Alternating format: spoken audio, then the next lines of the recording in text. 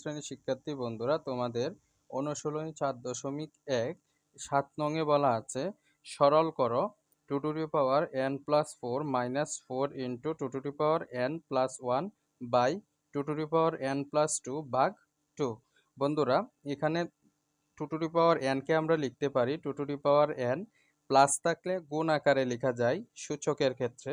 2 to the power 4 minus 4 কে লিখতে পারি 2 square, 2 to the power n কে লিখতে পারি 2 to the power n, 2 to the power 1 কে লিখতে পারি 2 টু দি পাওয়ার 1। মানে আমরা এগুলোকে আলাদা আলাদাভাবে তাদের পাওয়ারগুলো দিয়ে দিলাম বন্ধুরা।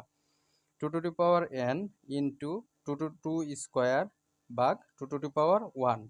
দেখো বন্ধুরা, এখান থেকে এই রাশিতে আমরা 2 to the power n common নিতে পারি, তাহলে থাকে 2 to the power 4 minus 2 square into 2 পাওয়ার 1।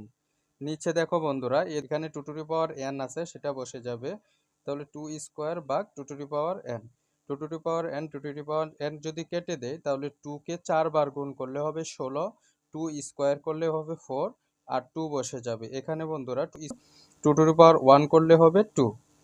তাহলে বন্ধুরা এখানে দেখো 4 দ্বিগুণে 8, 16 থেকে 8 চলে গেলে 8, আর 4 কে 2 দ্বারা ভাগ করলে হয় 2। এবার 2 এর নামতা দিয়ে আমরা যদি 8 কে কেটে দেই 4 দ্বিগুণে